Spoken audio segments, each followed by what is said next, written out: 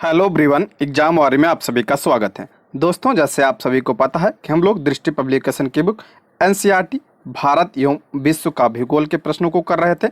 इसके पहले के वीडियो में हम क्लास 9th के 2 चैप्टर के प्रश्नों को कर चुके हैं।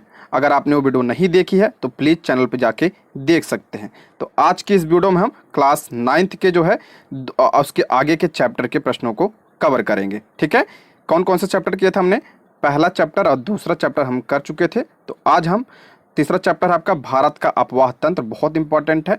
चौथा आपका जलवायु और पांचवा आपका प्राकृतिक वनस्पति तथा वन्य प्राणी और छठा आपका मृदा, इसके प्रश्नों को हम कवर करेंगे। बहुत इंपॉर्टेंट है, तो आप वीडियो को लास्ट तक ध्यान से जरूर देखिएगा। ठीक है, चलिए शुरू करते हैं। क्लास 9th अध्याय 3, जिसका नाम है आपका भारत का अपवाह तंत्र। बहुत ही इंपॉर्टेंट चैप्टर है, इससे बहुत इंपॉर्टेंट प्रश्न बनते हैं, तो आप पूरा देखिएगा जरूर। ठीक है, चलिए शुरू करते हैं। पहला प्रश्न है, नीचे दिए गए कथनों पर विचार कीजिए। पहला है, एक नदी तंत्र का जिस क्षेत्र में जल प्रवाहित होता है उसे एक अपवाह द्रोणी कहते हैं। सही है ये। दूसरा है, कोई भी ऊंचा क्षेत्र जब दो पड़ोसी अपवाह द्रोणियों को एक दूसरे से अलग करता है तो जल विभाजक कहलाता है। ये भी आपका सही है। ऑप्शन क्या हो जाएगा? सी इसका सही जवाब हो जाएगा। सत्य पूछा था, इसमें दोनों सही है। ऑप्शन सी इसका करेक्ट आंसर हो जाएगा। थोड़ा सा व्याख्या देख लेते हैं इसमें। अपवाह शब्द एक क्षेत्र के नदी तंत्र की व्याख्या करता है। एक नदी तंत्र द्वारा जिस क्षेत्र में जल प्रवाहित होता है उसे अपवाह द्रोणी कहते हैं। जब कोई भी ऊंचा क्षेत्र जैसे पर्वत या उच्च भूमि दो पड़ोसी अपवाह द्रोणियों को एक दूसरे से अलग करता है तो इस प्रकार की उच्च भूमि को जल विभाजक कहा जाता है। ठीक है, इसको ध्यान रखिएगा, इंपॉर्टेंट है ये। आगे बढ़ते हैं। निम्नलिखित में से किस नदी का अपवाह तंत्र सबसे बड़ा है? किस नदी का अपवाह तंत्र जो है सबसे बड़ा है? तो ऑप्शन ए इसका करेक्ट आंसर हो जाएगा, गंगा। ऑप्शन ए, गंगा नदी का अपवाह तंत्र भारत का सबसे बड़ा अपवाह तंत्र है, जिसमें उत्तर में हिमालय से निकलने वाली 12 व अनित्यवाही नदियां शामिल हैं। ऑप्शन 1 इसका सही जवाब हो जाएगा। अगला प्रश्न है, नदी अपवाह प्रतिरूप के संदर्भ में नीचे दी गई सूची को मिलाइए। सूची 1 और सूची 2 दिया, देखते हैं। अपवाह प्रतिरूप पेड़ की शाखा के अनुरूप। अपवाह प्रतिरूप पेड़ की शाखा के अनुरूप हो तो उसे क्या कहा जाता है? उसे वृक्षाकार प्रतिरूप कहा जाता है। दूसरा आपका, जब नदी पर्वत से निकलकर सभी दिशाओं में बहती हो तो उसे क्या कहा जाता है? तो उसे अरीब प्रतिरूप कहा जाता है। ये इंपॉर्टेंट है, इससे पूछा जाता है। जब मुख्य नदियां एक दूसरे के समानांतर एवं सहायक नदियां उनसे समकोण पर मिलती हों तो उसे क्या कहा जाता है? जालीनुमा प्रतिरूप कहा जाता है। ये इंपॉर्टेंट है। चौथा आपका, जब सभी नदी दिशाओं से नदियां बहकर किसी झील या गर्त में विसर्जित होती हैं उसे क्या कहा जाता है? अभिकेंद्री प्रतिरूप कहा जाता है। तो इसका राइट आंसर हो जाएगा ऑप्शन सी। थोड़ा सा व्याख्या देख लेते हैं इसमें इंपॉर्टेंट है ये। एक नदी एवं उसकी सहायक नदियों द्वारा अपवाहित क्षेत्र को अपवाह द्रोणी कहते हैं। नदी के द्वारा निम्नलिखित प्रकार के अपवाह का निर्माण किया जाता है। पहला आपका, जो अपवाह प्रतिरूप पेड़ की शाखाओं के अनुरूप हो उसे वृक्षाकार प्रतिरूप कहा जाता है। जैसे आपका उत्तरी मैदान की नदियां हैं। ठीक है, उत्तरी मैदान की नदियां कौन सा? वृक्षाकार प्रतिरूप बनाती हैं। दूसरा है, जब नदियां किसी पर्वत से निकलकर सभी दिशाओं में बहती हों तो इसे अरीब प्रतिरूप कहा जाता है। जैसे आपका अमरकंटक की पहाड़ी से निकलने वाली नदियां। ये जो उदाहरण है इसको जरूर ध्यान रखिएगा, इसी से प्रश्न बनता है। जब मुख्य नदियां एक दूसरे के समानांतर बहती हों तथा सहायक नदियां उनमें समकोण पर मिलती हों तो ऐसे प्रतिरूप को कौन सा? जालीनुमा। चौथा है, जब सभी दिशाओं से नदियां बहकर किसी झील या गर्त में विसर्जित होती हैं तो ऐसे अपवाह प्रतिरूप को क्या? अभिकेंद्री प्रतिरूप कहा जाता है। ठीक है, इंपॉर्टेंट है। अगला, नीचे दिए गए कथनों पर विचार कीजिए। पहला कह रहा है, बड़ी नदियों के जल संग्रहण क्षेत्र को जल संभर कहते हैं। तो और उसके आगे है, छोटी नदियां व नालों द्वारा अपवाहित क्षेत्र को नदी द्रोणी कहते हैं। तीसरा आपका, नदी द्रोणी या जल संभर के एक भाग में परिवर्तन का प्रभाव अन्य भागों या संपूर्ण क्षेत्र में देखा जा सकता है। इसमें कह रहा है कौन सा कथन असत्य है? तो असत्य है आपका ऑप्शन ए। केवल 1 और 2 इसमें क्या है? असत्य है। ऑप्शन ए इसका करेक्ट आंसर, यानी तीसरा आपका सही है। यहाँ थोड़ा सा व्याख्या देखते हैं। बड़ी नदियों के जल संग्रहण क्षेत्र को नदी द्रोणी कहा जाता है। बड़ी नदियों के जल संग्रहण क्षेत्र को नदी द्रोणी कहा जाता है, जबकि छोटी नदियों नालों द्वारा अपवाहित क्षेत्र को जल संभर कहा जाता है। ये प्रश्न बनता है, इसको ध्यान रखिएगा। ऐसे प्रश्न बन जाएगा कि बड़ी नदियों को जल ग्रहण क्षेत्र से नदी द्रोणी और छोटी नदियों को क्या कहा जाता है? जल संभर कहा जाता है। नदी द्रोणी का आकार बड़ा होता है और जल संभर का आकार क्या होता है, छोटा होता है, क्योंकि ये नदियों और छोटी नदियों और नालों के द्वारा अपावित क्षेत्र है।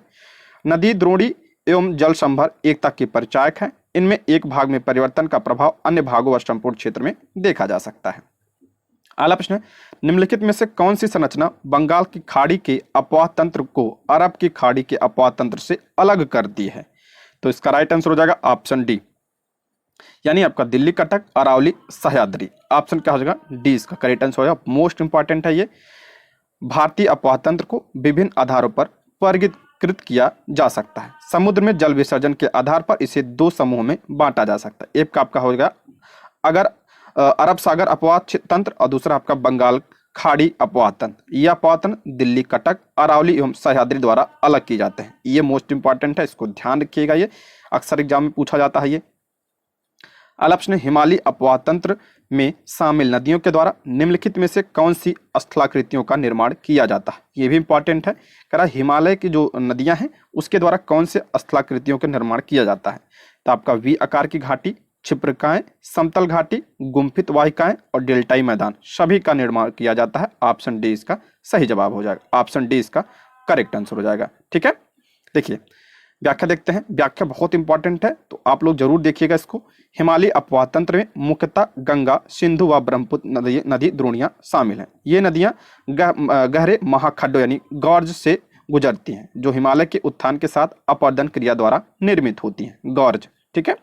महाखड्डों के अतिरिक्त ये नदियां अपने पर्वतीय मार्ग में वी आकार की घाटी, पूछा जाता है वी आकार की घाटी नदी और क्षिप्रकाएं व जलप्रपात बनाती हैं। जब ये मैदान में प्रवेश करती हैं तो निक्षेपणात्मक स्थलाकृति यानी जो अवसाद लाती हैं उसको जब एक जगह इकट्ठा करती हैं उससे क्या बनती है, समतल घाटियां, गोखुर झीलें बनती हैं, बाढ़कृत मैदान बनते हैं, गुम्फित वाहिकाएं बनती हैं और नदी के मुहाने पर डेल्टा का निर्माण करती है। मोस्ट इंपॉर्टेंट है, ध्यान रखिएगा। जो व्याख्या इंपॉर्टेंट होगा उसी को मैं डिस्कस करूंगा, बाकी आगे बढ़ते चलेंगे। सातवां प्रश्न है, हिमालयी नदियों के संदर्भ में नीचे दिए कथनों पर विचार कीजिए। हिमालयी नदियों के बारे में फिर पूछ रहा है, कह रहा है यहाँ की नदियां 12 होती हैं। सही बात है, 12 मास जो है यहाँ प्रवाहित होती रहती हैं ये।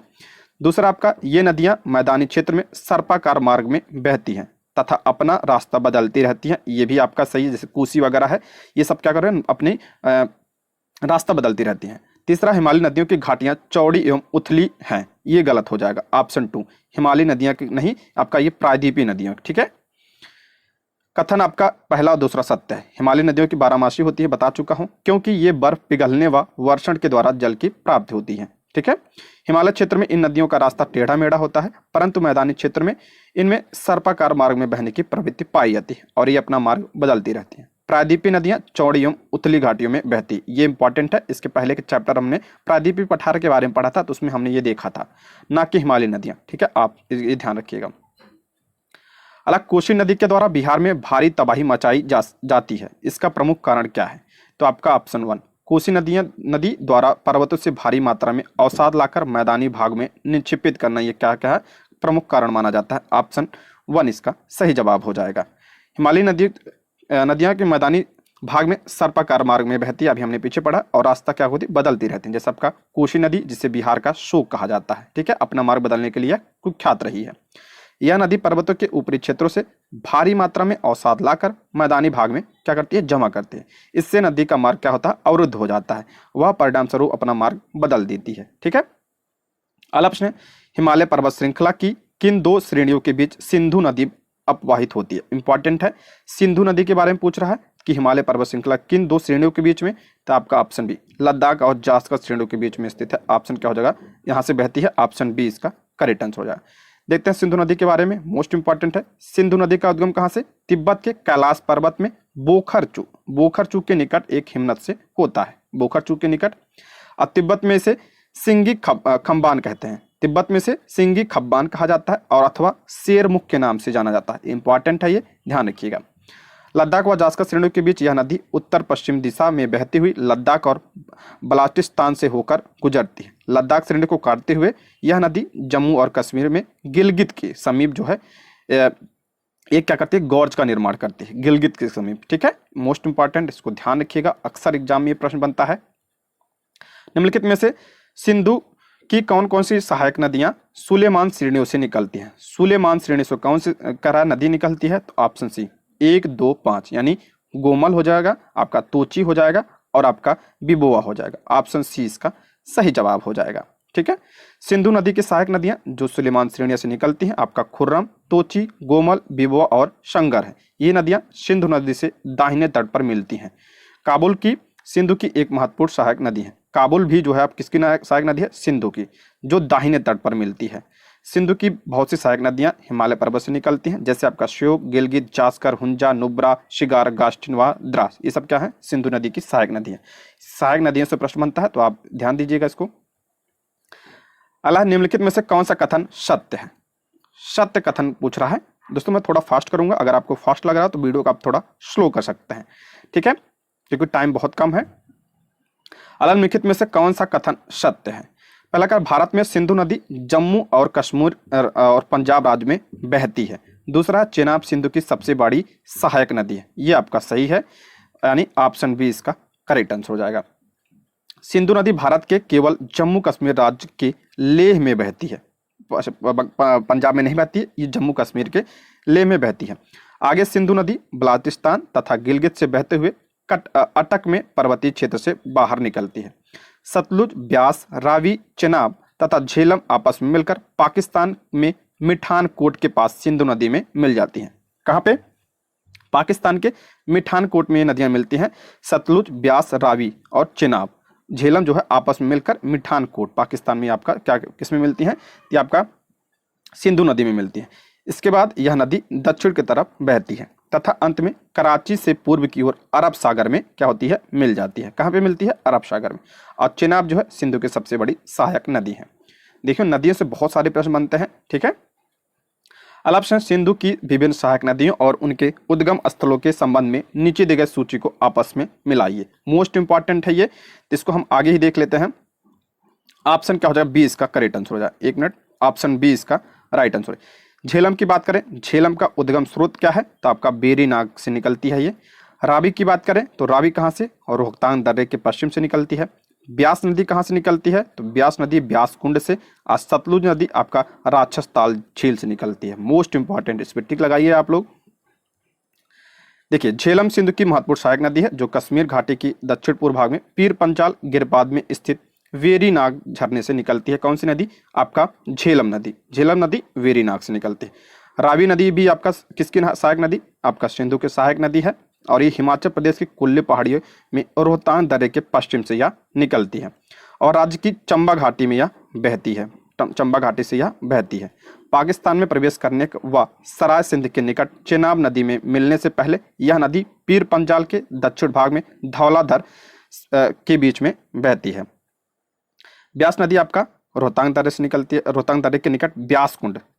रावी नदी आपका रोहतांग दर्रे से, और ये ब्यास नदी आपका ब्यास कुंड से। सतलुज नदी तो आपका मानसरोवर के निकट राक्षस ताल झील से निकलती है, जहां इसे लॉन्ग चेन खब्बाब कहा जाता है। ये जरूर ध्यान रखिएगा, पूछा जाता है ये। अगला है सिंधु नदी तंत्र के संबंध में नीचे दिए गए कथनों पर विचार कीजिए।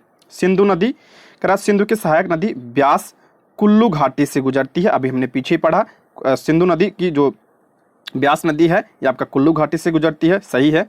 जम्मू कश्मीर में अवस्थित डल झील झेलम नदी पर अवस्थित है, ये भी आपका सही है। डल झील कहाँ पे है? जम्मू कश्मीर में है। और ये किस नदी पर? तो झेलम नदी।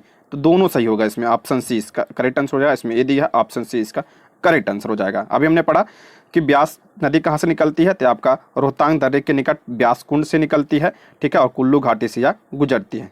झेलम नदी पर वूलर झील अवस्थित है तथा नदी कश्मीर की राजधानी श्रीनगर से बहते हुए एक तंग व गहरे महाखंड से गुजरते हुए पाकिस्तान में झंग के निकट चेनाब में मिलती है। अगला है सिंधु नदी तंत्र में शामिल नदियों का उत्तर से दक्षिण की ओर सही क्रम। देखिए ऐसे ही प्रश्न बनते हैं, तो इसमें आप लोग जो है कंफ्यूज हो जाते हैं।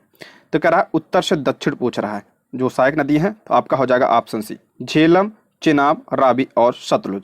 सिंधु नदी तंत्र में शामिल नदियों का उत्तर से दक्षिण की ओर सही क्रम क्या है? सबसे पहले झेलम, उसके बाद चेनाब, उसके बाद रावी, उसके बाद आप सतलज, ठीक है। अगला है यह नदी चंद्रा और भागा दो सरताओं से मिलकर बनती है। चंद्रा और भागा दो सरताओं से मिलकर बनती है। ये सरताएं हिमाचल प्रदेश के केलांग के निकट तांडी में आपस में मिलती हैं, इसलिए इसे चंद्रभागा के नाम से जाना जाता है। उपयुक्त में से कौन सा विवरण जो है किस नदी के लिए सही है, तो आपका हो जाएगा ऑप्शन डी, चेनाब नदी के लिए सही है। ऑप्शन क्या हो जाएगा, डी इसका सही जवाब हो जाएगा, चेनाब नदी। चेनाब नदी चंद्र और भागा दो सरिताओं के मिलने से क्या होता, बनती है। आगे चंद्रभागा के नाम से यह जानी जाती है। चेनाब नदी सिंधु नदी की क्या है, सबसे बड़ी सहायक नदी है।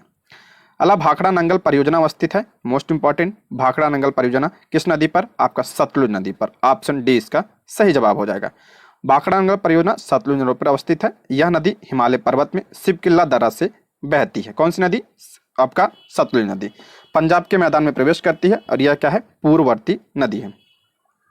अला गंगा नदी का उद्गम स्रोत, ये भी मोस्ट इंपॉर्टेंट, सभी को पता होगा। ये गंगा नदी कहाँ से निकलती है, गंगोत्री हिमनद से निकलती है, उत्तराखंड। ऑप्शन ए इसका करेक्ट आंसर। गंगा नदी उत्तराखंड राज्य के उत्तरकाशी जिले में गोमुख के निकट गंगोत्री हिमनद से 3900 मीटर की ऊंचाई से निकलती है।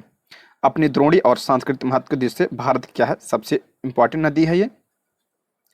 अला भागीरथी एवं अलकनंदा नदी का संगम किस जगह पर होता है, मोस्ट इंपॉर्टेंट है ये, अक्सर एग्जाम में पूछा जाता है।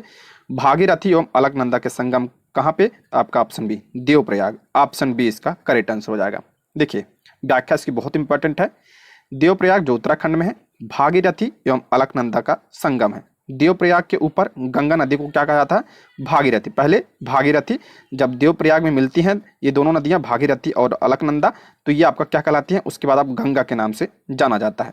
देवप्रयाग में अलकनंदा के मिलने के पश्चात इसे गंगा के नाम से जाना जाता है।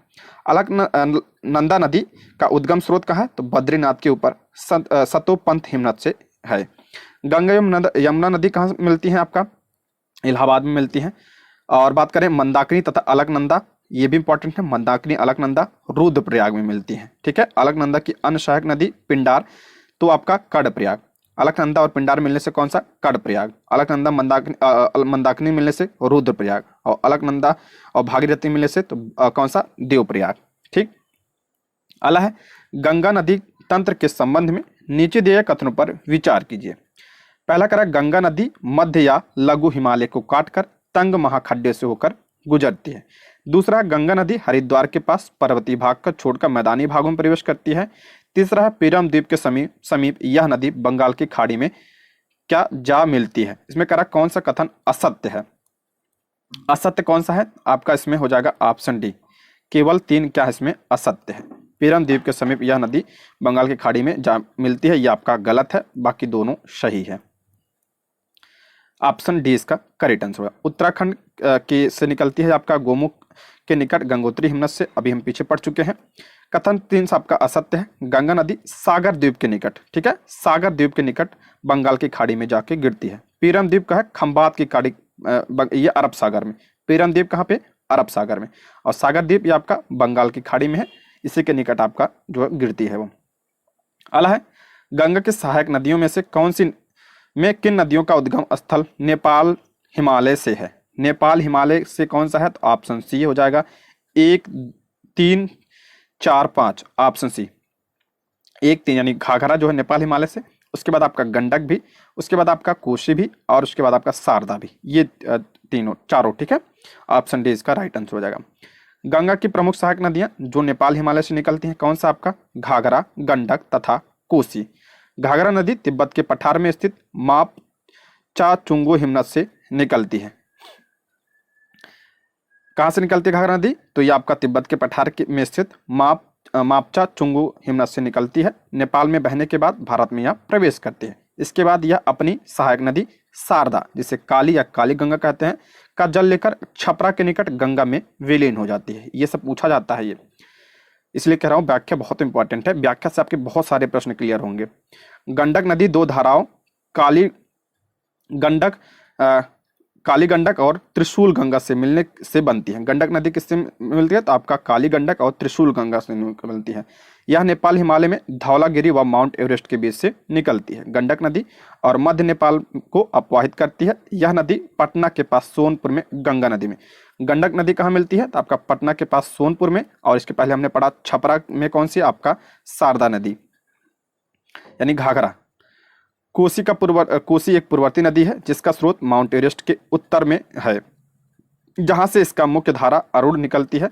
शारदा नदी या सरयू नदी का उद्गम नेपाल हिमालय में मिलाम हिमनद से है, जहां से इसे गौरी गंगा के नाम से जाना जाता है। व्याख्या आप जरूर सुनिएगा, बहुत इंपॉर्टेंट है ये, ठीक है। अगला प्रश्न है, नीचे दिए गए, एक मिनट, ठीक है, नीचे दिए गए कथनों पर विचार कीजिए। पहला, सोन नदी गंगा की सबसे पश्चिमी और सबसे लंबी सहायक नदी है। दूसरा आपका, महानंदा गंगा की एक महत्वपूर्ण सहायक नदी है जो बंगाल के बाएं तट पर मिलने वाली अंतिम सहायक नदी है। तो इसमें कह रहा है कौन सा कथन आपका क्या पूछ रहा था इसमें, सत्य है। तो ऑप्शन बी, केवल आपका दूसरा सत्य है, ऑप्शन बी इसका करेक्ट आंसर है। यानी महानंदा गंगा की एक महत्वपूर्ण सहायक नदी है जो बंगाल के बाएं तट पर मिलने वाली अंतिम सहायक नदी है। तो इसका करेक्ट आंसर हो जाएगा ऑप्शन बी। कथन आपका पहला आपका असत्य है। यमुना की सबसे पश्चिमी और सबसे लंबी सहायक नदी है। यमुना क्या है, गंगा की है, गंगा के सबसे पश्चिमी है, सभी को पता होगा ये। इसका स्रोत कहाँ से है, यमुनोत्री हिमनद से है, जो हिमालय के बंदर पुच्छ श्रेणी से यह निकलती है और प्रयागराज में यह इसका संगम है। सोन नदी दक्षिण तट पर गंगा की एक बड़ी सहायक नदी है जो अमरकंटक की पहाड़ी से निकलती है। कौन, सोन नदी, अमरकंटक पहाड़ी। दूसरा कथन आपका सत्य है। महानंदा गंगा की एक अन्य महत्वपूर्ण सहायक नदी है जो दार्जिलिंग पहाड़ियों से निकलती है और यह नदी पश्चिम बंगाल में गंगा के बाएं तट पर मिलने वाली अंतिम सहायक नदी है। कौन सी है, अंतिम सहायक नदी कौन सी है, आपका महानंदा। अगला प्रश्न, निम्नलिखित में से कौन सी यमुना की सहायक नदियां हैं। मोस्ट इंपॉर्टेंट है ये, यमुना की सहायक नदी। तो ऑप्शन डी, उपयुक्त सभी, यानी सिंधु, चंबल, केन, आपका हिंडन। ऑप्शन डी इसका करेक्ट आंसर हो जाएगा। देखिए, यमुना क्या है, सबसे बड़ी सहायक नदी है किसकी, गंगा की, यमुनोत्री ग्लेशियर से निकलती है। इसकी सहायक नदियां अक्सर एग्जाम पूछा जाता है, चंबल, सिंध, बेतवा, केन, हिंडन, रिद, सिंगर और वरुण इसकी सहायक नदियां हैं। प्रादीपी पठार से निकलने वाली चंबल, सिंध, बेतवा व केन इसके दाहिने तट पर मिलती हैं। चंबल, सिंधु, बेतवा और केन किसके, तो बाएं तट पर, जबकि हिंडन, रिंद, सिंगर, वरुण ये आपका बाएं तट पर मिलती है। बाएं दाएं से जरूर प्रश्न बनता है, अक्सर जो गंगा की नदी है उससे ज्यादा प्रश्न बनता है। अगला है, यमुना की अधिकतर सहायक नदियां विंध्याचल और कैमूर पर्वत से निकलती हैं। बात सही है। दूसरा कह रहा है बनास चंबल की एकमात्र प्रमुख सहायक नदी है जो विंध्याचल पर्वत से निकलती है, यह आपका गलत है। चंबल नदी अपने उख्यात वाली भू आकृति के लिए प्रसिद्ध है, ये सही है, ये अक्सर एग्जाम पूछा जाता है, चंबल नदी, ठीक है। देखते हैं, यमुना के अधिकतर सहायक नदियों का उद्गम विंध्याचल और कैमूर की पर्वत श्रेणी से होता है, जैसे आपका चंबल, सिंध, बेतवा, केन सहायक नदियां इसकी। चंबल नदी मध्य प्रदेश के महू जाना पावा पहाड़ी के पास से निकलती है। कौन सी नदी, चंबल नदी, और उत्तरकाशी होकर एक महाखंड से बहती हुई राजस्थान में कोटा पहुंचती है, जहां इस पर गांधी सागर बांध बना है। देखिए, इसलिए कह रहा हूं, व्याख्या बहुत इंपॉर्टेंट है, इससे कई सारे प्रश्न क्लियर होते हैं। गांधी सागर बांध जो है आपका राजस्थान में चंबल नदी पर है। चंबल नदी अपनी उख्यात भूमि वाली आकृति के लिए प्रसिद्ध है, जिसे चंबल या इसे बीहड़ कहा जाता है। चंबल का बीहड़ आपने सुना होगा। बानस जो एक चंबल के क्या है, एक मुख्य सहायक नदी है, अरावली पर्वत से निकलती है, इसलिए आपका कथन दूसरा असत्य हो जाएगा। इसमें दिया था बानस जो है किसकी सहायक नदी, चंबल की सहायक नदी, लेकिन ये जो है विंध्याचल से नहीं निकलती है, अरावली से निकलती है, ठीक है। बनास। अगला है, निम्नलिखित में से कौन सी गंगा की सहायक नदियां हैं। गंगा की सहायक नदियां मैं बार बार कह रहा हूं, बहुत प्रश्न बनता है इससे। ऑप्शन सी इसका राइट आंसर हो जाएगा, 1, 2, 3, 1, 2 और 3। ऑप्शन क्या हो जाएगा, 3 इसका करेक्ट आंसर हो जाएगा। देखिए, गंगा की प्रमुख सहायक नदियों की बात करें हम, गोमती, शारदा, सरयू, घाघरा, गंडक, कोसी, रामगंगा, महानंदा, यमुना तथा सोन है। ये वेनगंगा किसकी सहायक नदी है, तो वेनगंगा, पेनगंगा ये सब किसकी, वर्धा ये सब गोदावरी की सहायक नदियां हैं। अभी हम आगे पढ़ेंगे इसके बारे में। इस नदी का उद्गम कैलाश पर्वत श्रेणी में मानसरोवर झील के निकट चोमायुंग हिमनद से है।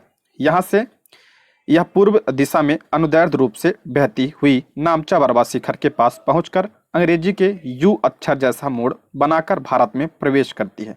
तो कौन सी नदी है, तो आपका ऑप्शन ए ब्रह्मपुत्र नदी। मोस्ट इंपॉर्टेंट है ये, मोस्ट इंपॉर्टेंट। ऑप्शन ए इसका करेक्ट आंसर हो जाएगा। देखते हैं इसके बारे में डिटेल, बहुत इंपॉर्टेंट है ये किसके लिए, ब्रह्मपुत्र नदी के संदर्भ में था। ब्रह्मपुत्र नदी तिब्बत के मानसरोवर झील के पूर्व में स्थित चोमायुंग डुंग हिमनद से यह निकलती है। यह हिमालय के समानांतर पूर्व से बहती है। मध्य हिमालय में नामचा बरबा शिखर के निकट अंग्रेजी के यू अक्षर जैसा मोड़ बनाकर भारत के अरुणाचल प्रदेश में गॉर्ज के माध्यम से प्रवेश करते हैं। इसे जो है दिहांग के नाम से जाना जाता है। देखिए कुछ इंपॉर्टेंट पॉइंट बता रहा हूँ ब्रह्मपुत्र नदी के बारे में, ध्यान सुनिएगा। ब्रह्मपुत्र नदी कहाँ से, तो तिब्बत के मानसरोवर झील के पास से निकलती है। इसे तिब्बत में क्या कहा जाता है, सांगपो, तिब्बत में से सांगपो के नाम से जाना जाता है। अब भारत में जब ये प्रवेश करती है, कहाँ से प्रवेश करती है, यांगयाप दर्रे से, यांगयाप दर्रे से प्रवेश करती है, गॉर्ज बनाती है। और इसे जो है किस नाम से जाना जाता है, अरुणाचल प्रदेश में दिहांग के नाम से जाना जाता है। उसके बाद ये ब्रह्मपुत्र कहाँ कहलाती है, तो ब्रह्मपुत्र असम में कहलाती है। और इसे बांग्लादेश में क्या कहा जाता है, तो जमुना कहा जाता है। ठीक है, ये चारों पॉइंट आप ध्यान रखिएगा। अला निम्नलिखित में से कौन सी नदियां ब्रह्मपुत्र की सहायक नदी हैं। ब्रह्मपुत्र की सहायक नदी मोस्ट इंपॉर्टेंट है, बार बार मैं बता रहा हूं, तो ऑप्शन डी यानी रांगो सांगपो, दिबांग, लोहित और मानस। ऑप्शन डी इसका करेक्ट आंसर हो जाएगा। ब्रह्मपुत्र की सहायक नदियों की बात करते हैं, सुबनसिरी, कौन सी, सुबनसिरी, तिस्ता, मानस, दिहांग, दिबांग, रांगपो सांगपो, लोहित, सुबनसिरी, कामेंग।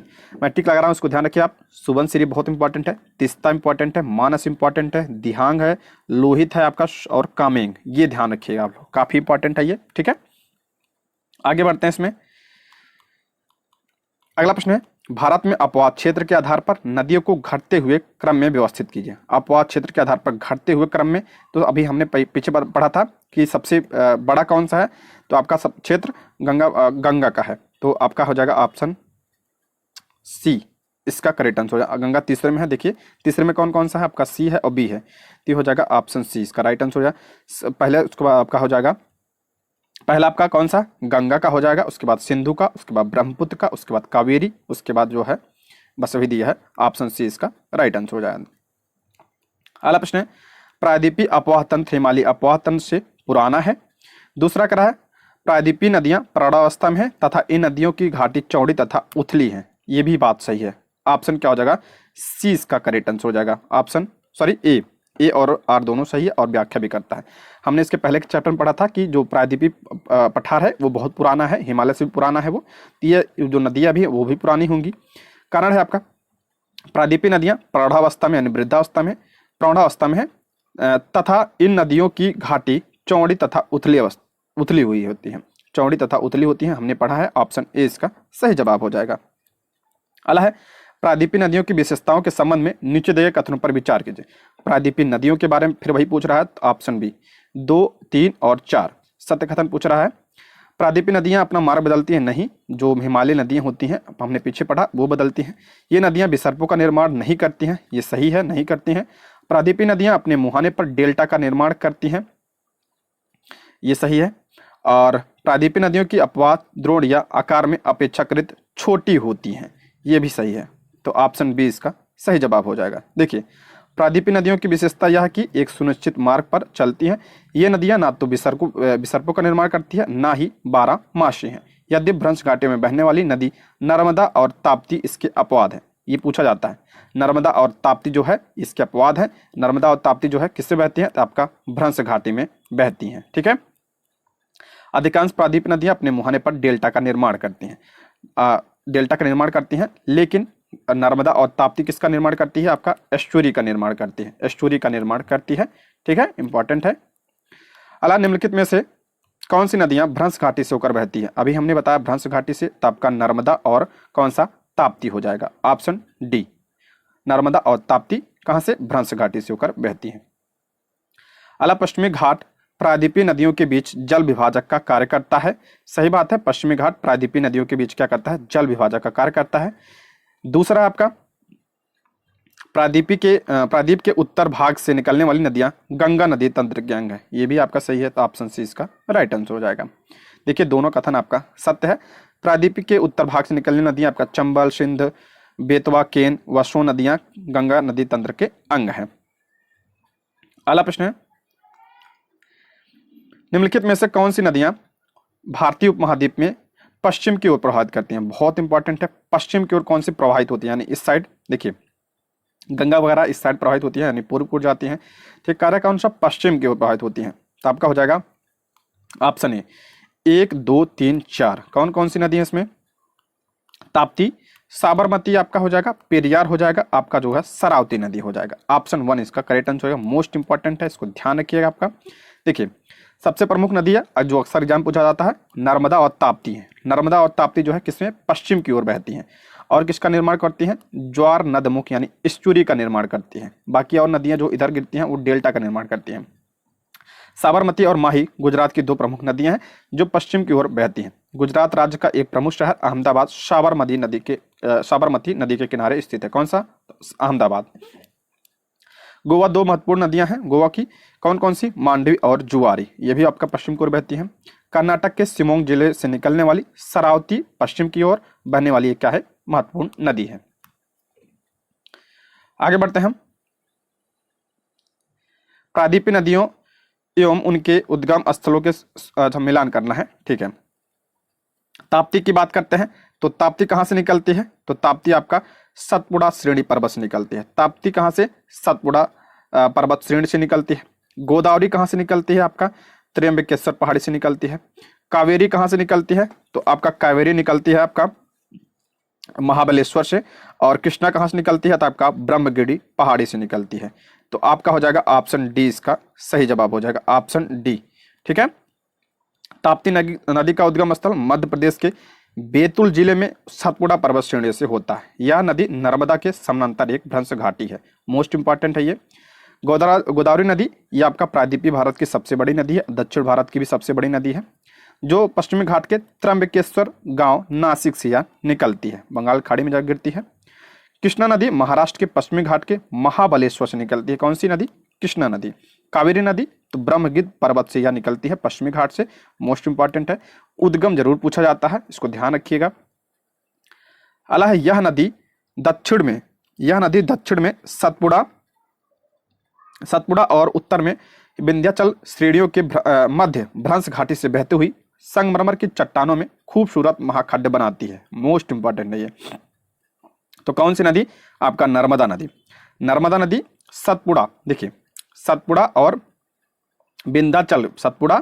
और विंध्याचल के बीच में नदी बहती है। कौन सी, तो आपका ये नर्मदा नदी, ऑप्शन ए इसका सही जवाब हो जाएगा।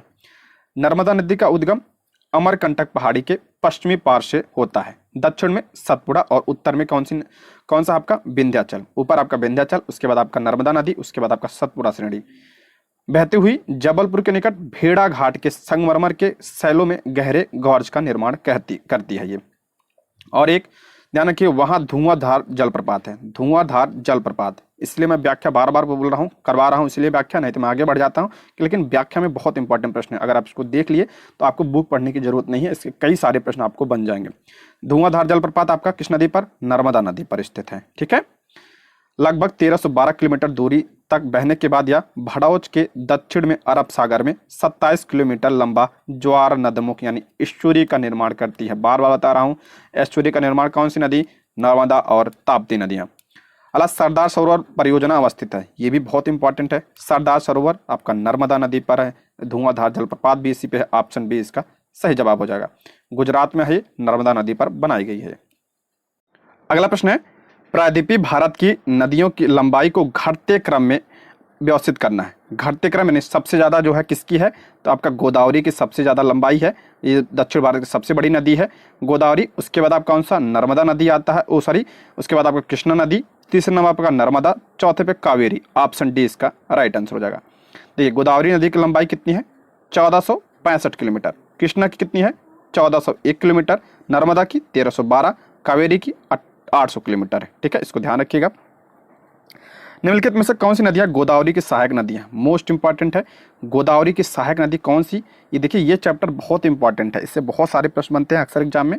तो अब गोदावरी की सहायक नदी, तो ऑप्शन सी 1, 2, 4 यानी वर्धा नदी, आपका प्राणहिता, आपका हो जाएगा मंजीरा, ऑप्शन सी इसका राइट आंसर हो जाएगा।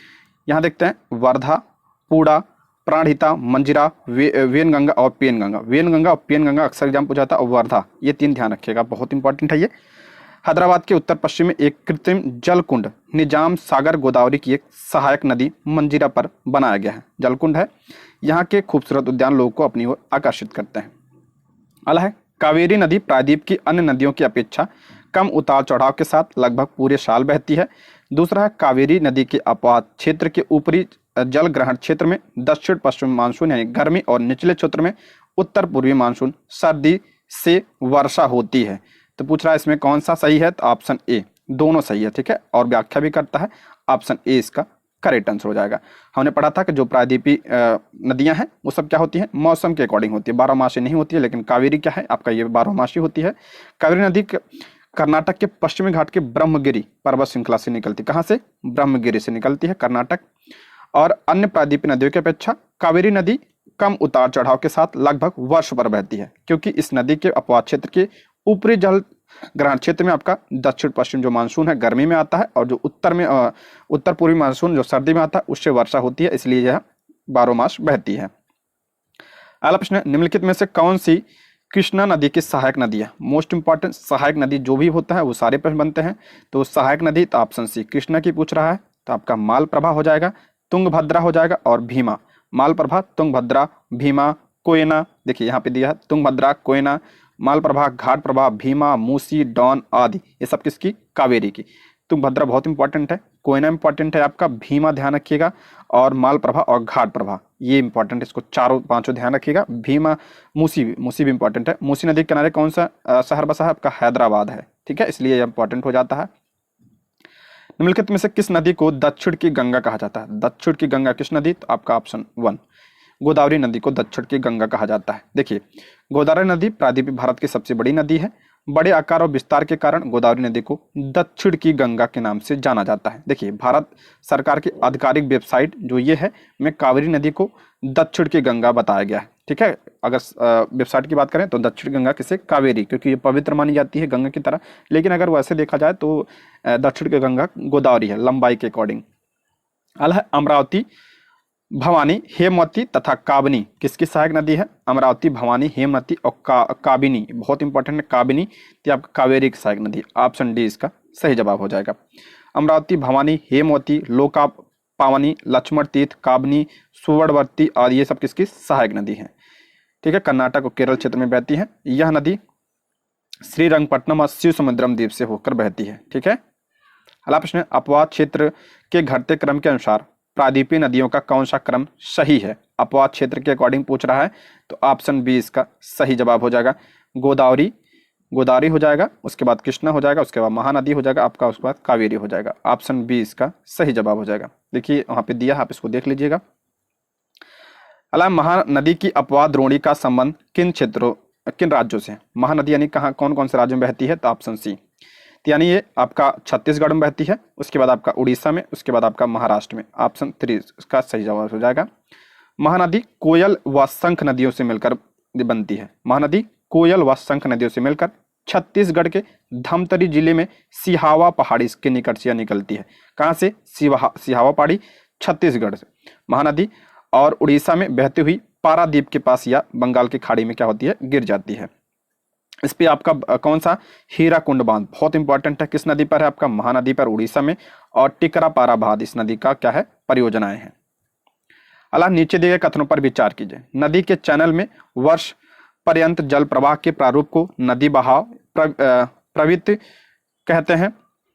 दूसरा आपका कह रहा है हिमालय से निकलने वाली नदियों के बहाव की प्रवृत्ति केवल हिमनदों के पिघलने की मात्रा के द्वारा नियंत्रित होती है। तीसरा आपका दक्षिण भारत की नदियों के बहाव की प्रवृत्ति वर्षा द्वारा नियंत्रित होती है। सही बात है, क्योंकि ये वर्षा पर ही निर्भर रहती हैं। तो हो जाएगा आपका ऑप्शन सी, 1 और 3 आपका सही है, 1 और 3 आपका सही है, ठीक है। आगे बढ़ते हैं। गंगा नदी में न्यूनतम जल प्रवाह वर्ष के कितने महीने में होता है। गंगा नदी में न्यूनतम जल प्रवाह कितने महीने होता है, तो ये आपका हो जाएगा ऑप्शन सी, ऑप्शन सी इसका सही जवाब हो जाएगा। जनवरी से जून, ऑप्शन क्या हो जाएगा, सी इसका करेक्ट। देखिए गंगा नदी में न्यूनतम जल प्रवाह, अच्छा न्यूनतम पूछा था क्या, एक मिनट देखते हैं प्रश्न में। हाँ न्यूनतम यानी सबसे कम जल प्रवाह कब होता है, तो ये आपका होता है ऑप्शन सी, गंगा नदी में न्यूनतम जल प्रवाह जनवरी से जून की अवधि के दौरान होता है, क्योंकि हिमालय से निकलने वाली नदियां अपना जल वर्ष बर्फ पिघलने तथा वर्षा होने से प्राप्त होती हैं। गंगा नदी में अधिकतम जल प्रवाह अगस्त व सितंबर में महीने के में होती है, क्योंकि उस समय वर्षा भी हो जाती है और गर्मी भी होती है, तो बर्फ पिघलते भी हैं।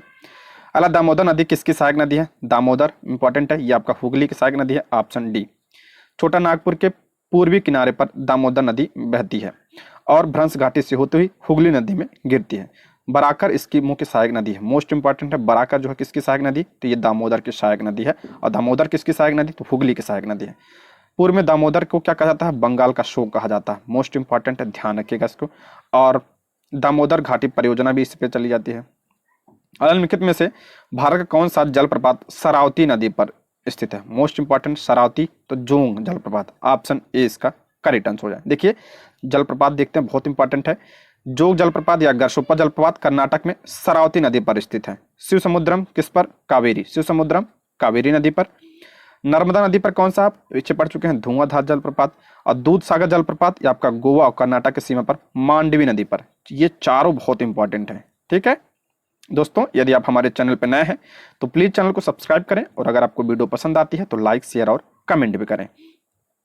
अला मिलान करना है, झील दिया है और राज्य दिया है। मोस्ट इंपॉर्टेंट है ये झील और राज्य। लोकटक झील की बात करें तो लोकटक झील कहाँ पे है, तो आपका मणिपुर में है। तो ए का कौन सा हो जाएगा, ए का दूसरा। देखिए तो ए नहीं होगा, ये भी नहीं होगा, इन दोनों में से होगा कोई। चिल्का झील सभी को पता है, उड़ीसा में हो जाएगा। तो बी का कौन सा हो जाएगा, पहला, दोनों में दिया है। उसके बाद आपका भीमताल कहाँ पे, तो भीमताल आपका जो है आपका उत्तराखंड में। और पुलिकट कहाँ पे है, आंध्र प्रदेश व तमिलनाडु की सीमा पे हो जाएगा। यानी डी का आपका चौथा किसमें दिया है, आपका 20 का करेक्ट आंसर हो जाएगा। ठीक है, मणिपुर घाटी के मध्य एक झील स्थित है जिसे लोकटक झील कहते हैं, चारों ओर पहाड़ियों से घिरा पड़ा हुआ है। चिल्का झील आपका ये खारे पानी की सबसे बड़ी झील है, कहाँ पे है, उड़ीसा राज्य में है, लैगून झील है। और भीमताल आपका उत्तराखंड मीठे पानी की है। और पुलिकट जो है आपका तमिलनाडु व आंध्र प्रदेश सीमा के बीच स्थित है, और एक ऐसे खारे पानी की झील है।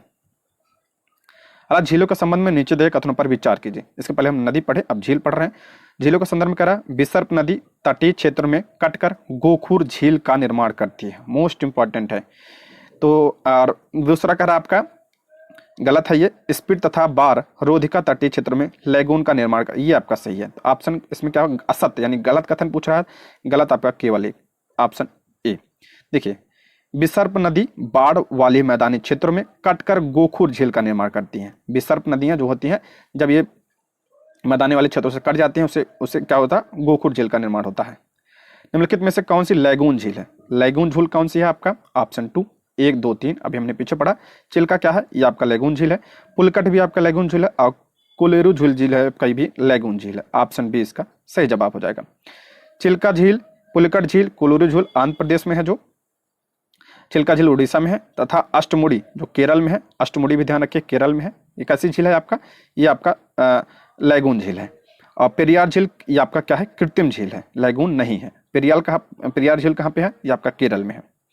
अला निम्नलिखित में से कौन सी मीठे पानी की झीलें हैं, मीठे पानी की झीलें कौन सी हैं, तो हो जाएगा इसका ऑप्शन डी, सभी झीलें हैं मीठे पानी की, यानी डल झील, वुलर झील, भीमताल, लोकटक और बाड़ा पानी, सभी झीलें क्या है, मीठे पानी की झीलें हैं। ठीक है, ऑप्शन डी इसका करेक्ट आंसर हो जाएगा। आगे बढ़ते हैं हम। झीलें नदी के बहाव को सुचारू बनाने में सहायक होती हैं। दूसरा है झीलें बाढ़ को रोकती हैं, ये भी सही है, ये भी सही है। झीलें अपने आसपास के जलवायु को समान बनाती है, ये भी सही है। झीलें जलीय पारितंत्र को संतुलित करती हैं, ये भी सही है। ऑप्शन डी इसका सही जवाब हो जाएगा। ये आपका झीलें के बारे में दिया है। अला मानव निर्मित गोविंद सागर झील, मोस्ट इंपॉर्टेंट है। मानव निर्मित गोविंद सागर झील जो है परियोजना किस परियोजना पर स्थित है, आपका ऑप्शन बी, भाखड़ा नांगल परियोजना पर स्थित है। ऑप्शन बी इसका करेक्ट आंसर हो जाए। और भाखड़ा नांगल परियोजना किस नदी पर, सतलज नदी पर। अलग गंगा कार्य योजना के संबंध में नीचे दिए गए कथनों पर विचार कीजिए। गंगा कार्य योजना का पहला चरण 1985 में आरंभ किया। दूसरा कह रहा है गंगा कार्य योजना के दूसरे चरण को राष्ट्रीय नदी संरक्षण योजना के अंतर्गत शामिल कर लिया गया। तो इसका राइट आंसर हो जाएगा ऑप्शन सी, दोनों आपका सत्य है। ऑप्शन सी दोनों आपका सत्य है। ठीक है, ऑप्शन एक मिनट सी इसका करेक्ट आंसर हो जाएगा। गंगा कार्य योजना इसका पहला चरण 1985 और गंगा कार्य योजना के दूसरे चरण को राष्ट्रीय नदी संरक्षण योजना के अंतर्गत शामिल कर लिया गया था। अगला है अब अध्याय 4 पहुंच गया, जिसका नाम है आपका जलवायु। जलवायु देखते हैं। मानसून के संबंध में नीचे दिए कथनों पर विचार कीजिए। मानसून के बारे में दिया है। मानसून शब्द की उत्पत्ति अरबी शब्द से हुई है, यह आपका क्या है, सत्य है।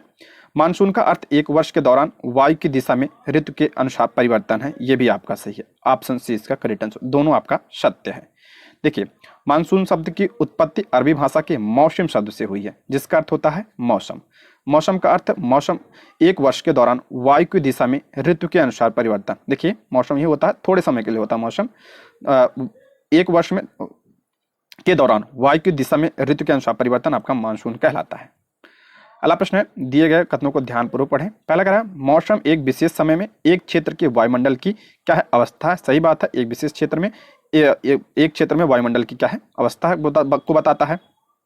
दूसरा है जलवायु अपेक्षाकृत लंबे समय की एक विशाल क्षेत्र की मौसम की अवस्थाओं तथा विविधताओं का औसत योग है। ये भी सही है, जो जलवायु होता है ये लंबे समय के लिए होता है, ठीक है, और मौसम और तथा जलवायु दोनों के तत्व एक ही होते हैं। ये भी सही है, ऑप्शन डी इसका सही जवाब हो जाएगा। देखिए जलवायु के बारे में जान लेते हैं बस। जलवायु एक विशाल क्षेत्र में लंबी समय अवधि यानी 30 से 35 वर्ष में मौसम की अवस्थाओं तथा विविधताओं का औसत क्या कहलाता है आपका औसतों का योग, तो आपका मौसम जलवायु कहलाता है, ठीक है। जलवायु ध्यान रखें लंबे समय के लिए होता है और मौसम जो होता है वो छोटे समय के लिए होता है। अगला प्रश्न है एशिया महाद्वीप के मानसूनी जलवायु मुख्यतः पाई जाती है। एशिया महाद्वीप की जलवायु कैसी, तो आपका ऑप्शन सी, अच्छा सॉरी, एशिया महाद्वीप में मानसूनी जलवायु मुख्यतः कहाँ पाई जाती है, तो आपका दक्षिण एशिया में पाई जाती है और दक्षिण पूर्वी एशिया में पाई जाती है। ऑप्शन सी इसका सही जवाब हो जाएगा, ऑप्शन सी, ठीक है। भारत की मानसून को क्या कहता है, मानसूनी जलवायु कहा जाता है। अला भारतीय वर्षण की प्रादेशिक विविधताओं के संबंध में नीचे दिए कथनों पर विचार कीजिए। करा हिमालय में वर्षण मुख्यतः हिमपात के रूप में होता है। सही बात है, हिमालय में जो वर्षा होती है वो हिमपात यानी बर्फ के रूप में होती है। दूसरा आपका तमिलनाडु के तटीय प्रदेशों में वर्षा शरद ऋतु में आरंभ होती है। पूछा जाता है कि शरद ऋतु यानी शीत ऋतु में पूछा, तमिलनाडु में होता, सही है। उत्तर मैदान में वर्षा की मात्रा पश्चिम से पूर्व की घाटी पूर्व की ओर की ओर जाती है। ये आपका गलत हो जाएगा, ऑप्शन ए इसका करेक्ट आंसर हो जाएगा। 1 और 2 इसमें सही है, ठीक है, 1 और 2। देखिए भारत के उत्तरी मैदान में वर्षा की मात्रा सामान्यतः पूर्व से पश्चिम की ओर घटती जाती है। वार्षिक वर्षण मेघ में 400 सेंटीमीटर, जबकि लद्दाख एवं पश्चिमी राजस्थान में 10 सेंटीमीटर हो जाती है। यानी पूर्व से पश्चिम की ओर जाती वर्षा की मात्रा क्या हो जाती है, कम हो जाती है। अला किसी क्षेत्र में जलवायु को नियंत्रित करने वाले प्रमुख कारण कौन है, तो ये आपका जलवायु किससे प्रभावित होता है, तो ऑप्शन सी। देखिए अक्षांश से भी प्रभावित होता है, आपका समुद्र से कितनी दूरी है उससे भी प्रभावित होता है।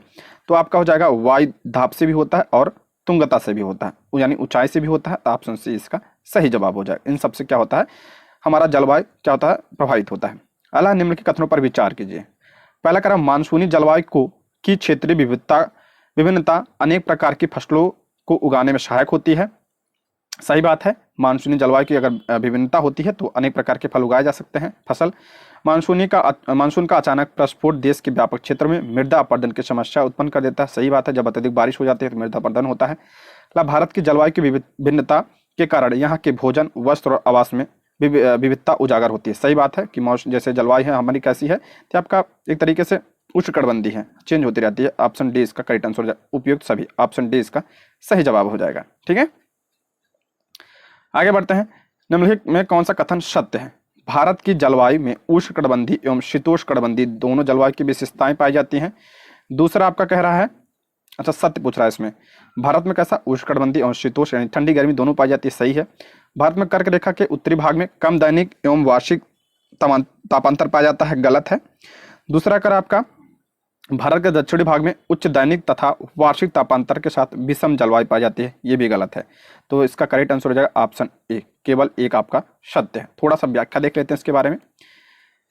देखिए कर्क रेखा के मध्य भाग से होकर गुजरती है कौन सी, कर्क रेखा। भारत के मध्य से गुजरती है कर्क रेखा।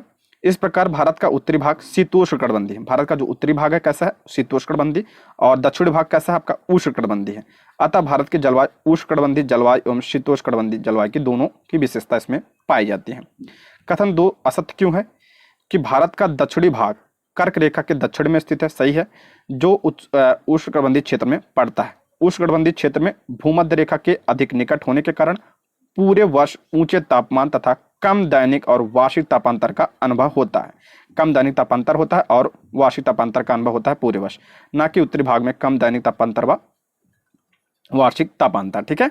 इसलिए और तीसरा आपका असत्य क्यों है, कर्क रेखा के उत्तर में स्थित भारत के उत्तरी भाग में भूमध्य रेखा से दूर होने के कारण उच्च दैनिक तथा वार्षिक तापांतर होता है उत्तरी भाग में, ठीक है। अगला प्रश्न, भारतीय जलवायु के संबंध में हिमालय वर्ष की भूमिका से संबंधित नीचे दिए गए कथनों पर विचार कीजिए। हिमालय की भूमिका के बारे में कह रहा है, जलवायु कैसे प्रभावित करती है। हिमालय पर्वत एक जलवायु विभाजक की भांति कार्य करता है, तो यह बात सही है, क्योंकि जो उधर से शीत हवाएं आती हैं उसको रोकता है ये। हिमालय पर्वत भारतीय उपमहाद्वीप में वर्षा का कारण बनता है, ये भी आपका सही है, ऑप्शन सी इसका करेक्ट आंसर हो जाएगा। दोनों कारण है, ठीक है। निम्नलिखित में से कौन सा कारण भारत के उत्तर पश्चिमी भाग में शीत ऋतु में होने वाली वर्षा के लिए उत्तरदायी है? मोस्ट इंपॉर्टेंट है, जो आपका शीत ऋतु में वर्षा होती है उत्तर पश्चिम भाग में, ऑप्शन डी पश्चिमी विक्षोभ की वजह से होता है, ऑप्शन डी इसका राइट आंसर हो जाएगा, ठीक है। पश्चिमी विक्षोभ के संदर्भ में नीचे दिए कथनों पर विचार कीजिए। पश्चिमी विक्षोभ बहुत इंपॉर्टेंट है ये, तो आपका ऑप्शन बी केवल इसमें सत्य है, यानी दूसरा, भारत में इसका प्रवेश पश्चिमी जेट प्रवाह द्वारा होता है, ये सही है आपका। पश्चिमी विक्षोभ कैस्पियन सागर से उत्पन्न होती है, नहीं, कैस्पियन सागर से नहीं, ये कहाँ से, भूमध्य सागर से उत्पन्न होती है ये, ठीक है। अला ये पौने तिब्बत के पठार के समानांतर हिमालय के उत्तर में एशिया महाद्वीप पर चलती हैं। तिब्बत की उच्च भूमि इन पौनों के प्रभावों के मार्ग में अवरोधक का काम करती है, जिसके परिणाम स्वरूप ये पौने दो भागों में बढ़ जाती हैं। इनकी एक शाखा तिब्बत के पठार के उत्तर में तथा दूसरी शाखा हिमालय के दक्षिण में पूर्व की ओर बहती है। ये कौन सी आपका जेट प्रवाह, इंपॉर्टेंट है, इसको ध्यान रखिएगा, ऑप्शन ए इसका सही जवाब हो जाएगा। अगला है अतः उष्णकटिबंधीय अंतः उष्णकटिबंधीय अभिसरण क्षेत्र के संबंध में नीचे दिए कथनों पर विचार कीजिए। अंतः उष्णकटिबंधीय अभिसरण क्षेत्र में तो होगा ऑप्शन सी, यह विषुवतीय अक्षांशों में विस्तृत गर्त एवं निम्न दाब का क्षेत्र होता है, सही है। दूसरा कह रहा है सूर्य की स्थिति में परिवर्तन के साथ यह क्षेत्र उत्तर या दक्षिण की ओर खिसकता है, ये भी आपका सही है, ऑप्शन सी इसका करेक्ट आंसर हो जाएगा। उतना इंपॉर्टेंट नहीं है आपके लिए, इसको छोड़ सकते हैं आप लोग। निम्नलिखित में से कौन सा कारक भारतीय जलवायु को प्रभावित करता है, ये इंपॉर्टेंट है। भारतीय जलवायु को कौन सा प्रभावित करता है, तो आपका एल नीनो पर करता है, पश्चिमी जेट हवाएं जो करती हैं, और तिब्बत का पठार भी करता है, ऑप्शन डी इसका सही जवाब हो जाएगा, ठीक है। आगे बढ़ते हैं हम। भारत के मानसून के प्रस्फोट यानी फटने के लिए निम्नलिखित में से कौन जिम्मेदार माना जाता है, तो आपका माना जाता है आपका ऑप्शन बी पूर्वी जेट हवाएं, ऑप्शन बी इसका सही जवाब हो जाएगा। भारत के मानसून के आगमन के समय समान वर्षा में अचानक वृद्धि हो जाती है तथा लगातार कई दिनों तक यह जारी रहता है, ठीक है। इसे क्या कहता है, मानसून का फटना कहते हैं। पूर्वी जेट प्रवाह को भारत में मानसून के प्रस्फोट के लिए क्या माना जिम्मेदार माना जाता है। अगला है भारतीय मानसून के संदर्भ में नीचे दिए कथनों पर विचार कीजिए। मानसून पौने नियमित पौने हैं, और कह रहा है भारत में वर्षा वाला एकमात्र तंत्र अरब सागर से उठने वाला दक्षिण पश्चिम मानसून धारा है। तीसरा है भारतीय द्वीपों पर मानसून की सबसे पहली वर्षा होती है तथा मानसून की वापसी भी सबसे बाद में होती है। भारतीय द्वीपों पर मानसून की सबसे पहली वर्षा होती है तथा मानसून की वापसी भी सबसे बाद में होती है, यही आपका सही है। ऑप्शन क्या हो जाएगा, डी इसका करेक्ट आंसर हो जाएगा। आपका केवल आपका 3 आपका सही है। पहला सत्य क्यों है कि मानसूनी पवनें नियमित नहीं होती हैं, क्या है, नियमित नहीं होती हैं, लेकिन ये स्पंदमान प्रकृति की होती हैं। उष्णकटिबंधीय समुद्र के ऊपर प्रवाह के दौरान ये विभिन्न वायुमंडलीय अवस्थाओं से प्रभावित होती हैं। भारतीय मानसून का समय 2 जून से आरंभ से लेकर मध्य सितंबर तक रहता है, ठीक है। अगला प्रश्न है भारतीय मानसून की अरब सागर शाखा एवं बंगाल की खाड़ी मिलती है, ये कहाँ, ऑप्शन सी गंगा के मैदान के उत्तरी पश्चिमी भाग में, ऑप्शन सी इसका करेक्ट आंसर। मानसून की जो अरब शाखा है और बंगाल की जो शाखा है वो कहाँ मिलती है, तो गंगा के मैदान के उत्तर पश्चिमी भाग में मिलती है, ठीक है। अगला प्रश्न है मराठवाड़ा, पुणे और बेंगलुरु में कम वर्षा होने के प्रमुख कारण क्या है, तो ये आपका ऑप्शन बी, ये क्षेत्र पश्चिमी घाट के वृष्टि छाया प्रदेश में पाए जाते हैं, इसलिए यहाँ पे कम वर्षा होती है, ऑप्शन बी इसका सही जवाब हो जाएगा। अगला प्रश्न है वर्षा ऋतु में तमिलनाडु के तट पर शुष्क रहने का कारण कौन सा, ये भी वही कारण है, तो ऑप्शन सी इसका राइट आंसर हो जाएगा। तमिलनाडु का तट बंगाल की खाड़ी की मानसूनी पवनों के समानांतर पड़ता है, क्या होता है, समानांतर, इसलिए वहां गुजर जाती है पवनें। अगला है यह दक्षिण पश्चिम मानसून की अरब सागर के वृष्टि छाया प्रदेश में स्थित है, ये भी आपका सही है, ऑप्शन सी इसका सही जवाब। ये इंपॉर्टेंट है, इसको ध्यान रखिएगा, यहाँ पे तमिलनाडु में शीत ऋतु में बारिश होती है। अगला प्रश्न है मानसूनी वर्षा की विशेषताओं के संदर्भ में नीचे दिए कथनों पर विचार कीजिए। दक्षिण पश्चिमी मानसून से प्राप्त होने वाली वर्षा मौसमी है, बात सही है। मानसूनी वर्षा मुख्य रूप से उच्चावच अथवा भू आकृति द्वारा नियंत्रित होती है, ये भी आपका सही है। तीसरा आपका समुद्र से दूरी बढ़ने के साथ मानसून वर्षा की मात्रा घटने लगती है। चौथा आपका ये भी आपका सही कारण है। चौथा आपका मानसून वर्षा स्थानिक वितरण एक समान नहीं है, इसका अलग अलग जगह पे है, अलग जगह होता है, ऑप्शन बी इसका करेक्ट आंसर हो जाएगा, ठीक है। अगला है मानसून के विच्छेद के संबंध में कौन सा कथन असत्य है, यानी गलत कथन पूछ रहा है, तो गलत है आपका ऑप्शन बी। पहला कह रहा है उत्तर भारत के मैदान में मानसून विच्छेद उष्णकटिबंधीय चक्रवातों की संख्या कम हो जाने से होता है, ये आपका सही है। दूसरा कह रहा है पश्चिमी तट पर मानसून विच्छेद का प्रमुख कारण उष्ण चक्रवातों का आना, यही आपका गलत हो जाएगा, ऑप्शन बी इसका राइट आंसर हो जाएगा। ठीक है, आगे बढ़ते हैं हम। निम्नलिखित में से कौन सा कथन सत्य है? सत्य कथन पूछ रहा है, मानसून के पीछे हटने या लौट जाने को मानसून का निवर्तन कहते हैं। सही बात है, पीछे हटने या लौट जाने को से मानसून का निवर्तन कहा जाता है। दूसरा कर आपका लौटती हुई मानसून अरब सागर से जल वाष्प ग्रहण करके तमिलनाडु के तट पर वर्षा करते हैं, ये आपका गलत है, ऑप्शन 2 इसका सही जवाब हो जाएगा। देखिए, लौटते हुए मानसून से ये पौने जो है पानी कहाँ से उठाते हैं? जलवाष्प, तो बंगाल की खाड़ी से। ठीक है, और उस समय शीत ऋतु में तमिलनाडु में बारिश करती हैं। अलग तमिलनाडु में वर्षा होती है, अभी हमने बताया, तो ऑप्शन बी उत्तर पूर्वी मानसूनी पानियों के द्वारा, ऑप्शन बी इसका सही जवाब हो जाएगा, यानी लौटते हुए मानसून के द्वारा होती है शीत ऋतु में। आगे बढ़ते हैं, भारतीय उपमहाद्वीप में मानसून के निवर्तन का प्रमुख कारण क्या है? यानी निवर्तन यानी वापस लौटने का, तो ऑप्शन सी सूर्य का दक्षिणायन होना, ऑप्शन सी इसका करेक्ट आंसर हो जाएगा। अगला ऑप्शन कार्तिक मास की ऊष्मा का संबंध किससे है? यह ऑप्शन डी मानसून के निवर्तन से, ऑप्शन डी इसका सही जवाब हो जाएगा। अगला शीत ऋतु में गोदावरी, कृष्णा एवं कावेरी नदियों के डेल्टाई प्रदेशों में आने वाले उष्णकटिबंधीय चक्रवात किस महासागर में उत्पन्न होते हैं? करा शीत ऋतु में गोदावरी, कृष्णा, कावेरी नदियों के डेल्टाई प्रदेश में जो चक्रवात आते हैं किस सागर में उत्पन्न होते हैं? तो यह हो जाएगा ऑप्शन ए इसका राइट आंसर हो जाएगा, अंडमान सागर में, ऑप्शन ए इसका करेक्ट आंसर हो जाएगा, अंडमान सागर यानी बंगाल की खाड़ी में, ऑप्शन ए। आगे बढ़ते हैं, शीत ऋतु में उत्तरी भारत के अधिक ठंड पड़ने में कारण क्या है? शीत ऋतु में उत्तर भारत में जो अधिक ठंड पड़ती है उसके कारण क्या है? तो ऑप्शन डी इसका राइट आंसर हो जाएगा, 1, 3, 4 यानी समुद्र के समकारी प्रभाव से दूर स्थिति है, ये सही हो जाएगा। उत्तर पूर्वी मानसून पड़ने गलत है। तीसरा आपका निकटवर्ती हिमालय की श्रेणी में हिमपात यानी वर्षा, जो बर्फ की वर्षा होती है इसकी वजह से, सही है। और चौथा आपका पश्चिमी विक्षोभ, यही सब कारण होते हैं, ऑप्शन डी इसका राइट आंसर हो जाएगा। अला भारतीय उपमहाद्वीप में शीत ऋतु की विशेषताओं के संबंध में नीचे दिए कथनों पर विचार कीजिए। फिर वही कह रहा है, जिसके इसमें असत्य कथन पूछ रहा है। पहला कहा शीत ऋतु में भारतीय उपमहाद्वीप के तटीय भागों में तापांतर अधिक होता है तथा उत्तर पश्चिमी क्षेत्र में कम। दूसरा करा इस ऋतु में देश के उत्तर पूर्वी व्यापारिक पौने बहती हैं। तीसरा आपका शीत ऋतु में उत्तरी मैदान विशेष रूप से उत्तर एवं उत्तर पश्चिमी क्षेत्र पश्चिमी विक्षोभ कहे जाने वाले चक्रवाती विक्षोभ को प्रभावित करती हैं। आपका कहा पहला कौन सा हो जाएगा? ऑप्शन ए, केवल एक आपका जो है इसमें गलत है, ए गलत है, ये दोनों आपका सही है। इसको बार आप लोग पढ़ लीजिएगा। ठीक है, देखिए व्याख्या अगर पढ़ना हो तो थोड़ा सा मैं स्लो कर दे रहा हूं, इसको आप देख लीजिएगा। ठीक है, अगला है, निम्नलिखित में से कौन सा कथन ग्रीष्म ऋतु के संदर्भ में सत्य है? ग्रीष्म ऋतु के संबंध में करा कौन सा सत्य है? पहला करा है, भारत में ग्रीष्म ऋतु में तापमान उत्तरी भारत में से दक्षिण भारत की ओर बढ़ता है। करा भारत में ग्रीष्म ऋतु में तापमान उत्तरी भारत से दक्षिण भारत में बढ़ता है। दूसरा, भारत के उत्तर पश्चिम में अंतः उष्णकटिबंधीय अभिसरण के क्षेत्र के केंद्र में दोपहर के बाद लू चलती है, ये आपका सही है। प्रायद्वीपीय भारत में समुद्री प्रभाव के कारण तापमान कम होता है, ये आपका सही है। सही कौन सा होगा? ऑप्शन बी यानी 2 और 3 सही है। तीसरा असत्य, पहला असत्य क्यों है? तो भारत में गर्मी के महीनों में तापमान उत्तर भारत से दक्षिणी भारत की ओर न बढ़कर तटों से भीतर की ओर बढ़ता है, क्योंकि तटीय भागों में समताप रेखाएं तट के समानांतर उत्तर दक्षिण दिशा में फैली हुई होती हैं। आगे बढ़ते हैं हम, ग्रीष्म ऋतु में आने वाले कुछ स्थानीय तूफानों और उनसे लाभान्वित फसलों के संदर्भ में कौन सा सुमेलित है? ये इंपॉर्टेंट है।